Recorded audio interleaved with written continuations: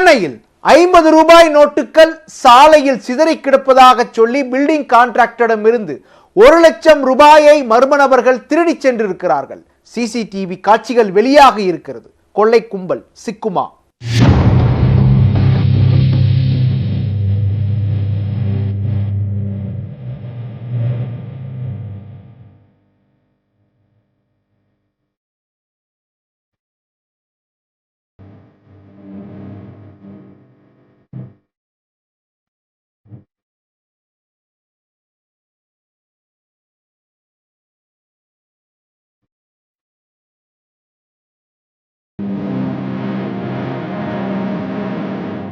கொள்ளையடிப்பதில் பழைய டெக்னிக்கான இந்த முறையை பயன்படுத்தி 1 லட்சம் ரூபாய் எளிதாக திருடிச் சென்றுள்ளனர் மர்ம நபர்கள்.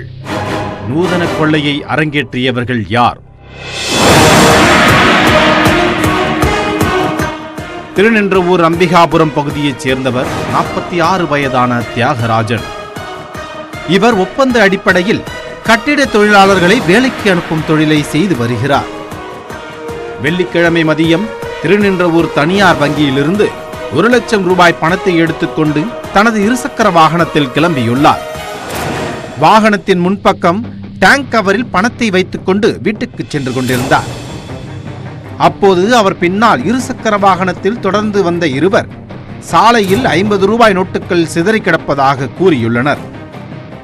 பதறிய தியாகராஜன் தன் இருசக்கர வாகனத்தை நிறுத்திவிட்டு சிதறி கிடந்த 50 ரூபாய் நோட்டுகளை சாலையிலிருந்து எடுக்க ஆரம்பித்தார். அந்த இடைப்பட்ட நேரத்தில் வாகனத்தில் வந்தவர்கள் டேங்க் கவரில் இருந்த 1 லட்சம் ரூபாய் நோட்டுகளை சத்தமில்லாமல் எடுத்துக்கொண்டு மறைந்தனர்.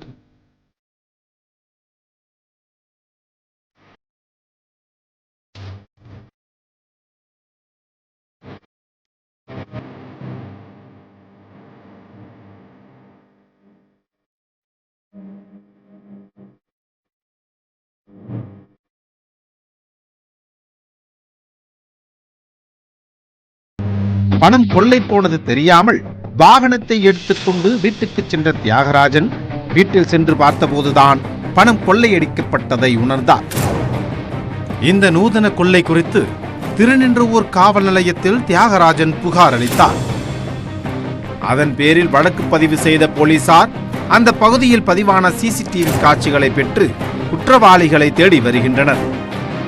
வங்கியிலிருந்து பின்தொடர்ந்து வந்து கவனத்தை திசை திருப்பும் நூதன முறையில் கும்பல் கொள்ளையெடுத்த சம்பவம் அப்பகுதியில் அதிர்ச்சியை ஏற்படுத்தியுள்ளது.